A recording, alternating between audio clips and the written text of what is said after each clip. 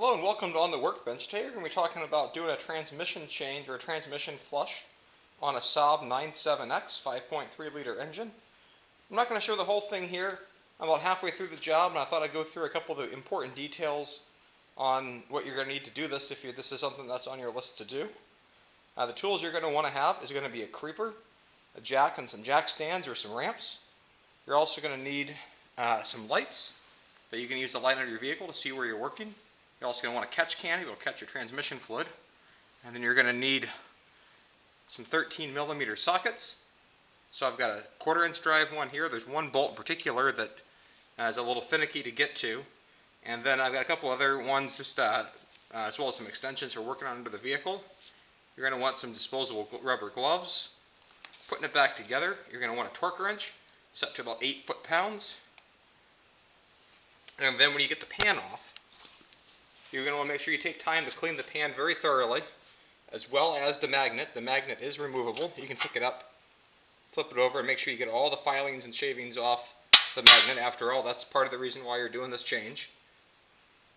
And so the vehicle that I've got's got about 108,000 miles on it right now. And so at the 100,000 mile interval, I thought it'd be a good time to do the transmission flush on it. And so if we look at the filter that came off of it, that's this filter here. The fluid actually looked like it was in pretty good shape. The little sponge at the bottom of the filter there has a slight red hue to it, which is fine, because the transmission fluid is obviously red. And then I hung on to this here just to be able to verify that my new part and filter is the same. Because one of the parts that I can tell that some people get confused on when they do this is if you look at this pan, you can see where there is a little dip in the pan right here. And that indicates that what I've got here is a deep pan. And there's a slight difference in the part that you would buy if you have the deep pan or the shallow pan. And so for my 5.3 liter 2008 Saab 97X, this uses the deep pan. And so then for the parts that I bought, this is an AC Delco part number 24208-576. This is a transmission kit, and so this comes with a filter that's set for the deep pan. You can see there's a couple little feet here that will actually end up sitting at the bottom of the pan whenever you get all put together, as well as a replacement gasket, because you will actually end up destroying the old gasket when you take it off. You want a nice fresh gasket to put on there, and so this kit does come with that. Unfortunately, my local auto parts stores didn't sell the AC Delco one, and it was special order, but Amazon had it with 2-day shipping, and so I just want to make sure if I'm going to go to all the effort to drop this down that I've got a part that's as identical as I can get to what I was expecting to remove from the vehicle.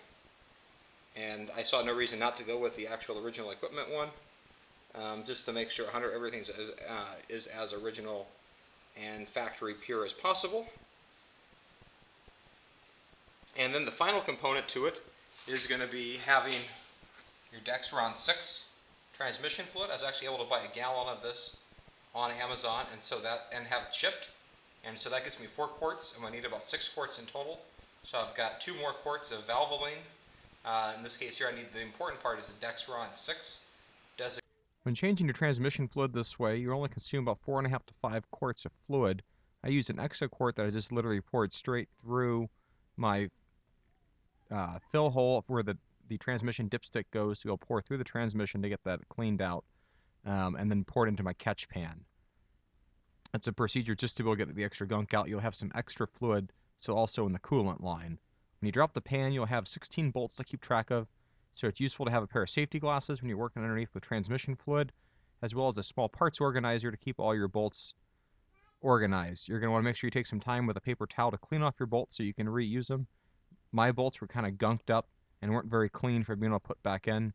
A little bit of time with a paper towel and a wire brush, I was able to get them cleaned up, maybe about 90-95% of the way clean, but good enough for reassembly back into the vehicle. You don't want to risk stripping out any threads or putting gunk back up into your transmission pan, because that's why you did this job in the first place. You can see on the bolts here, they all stick nicely at the bottom of my magnetic tray, keeping them nice and organized, which is important for doing the job right, is just keeping track of 16 bolts. Just in case you want to see what the transmission case looks like, here's a view from upside down. At the bottom of your screen is the front of the vehicle. The top of the screen is the rear of the vehicle.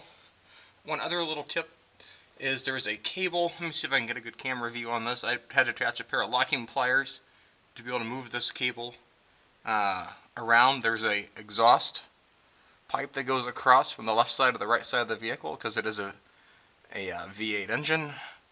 And there's a little bracket there that was holding me back from being able to drop the pan down, so I put a pair of locking pliers to be able to pop that right out, and everything worked fine.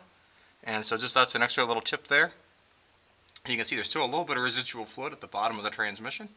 And now I've got to put the filter in, reattach the pan, and refill. So I hope you found this video useful, and have a great day. Bye.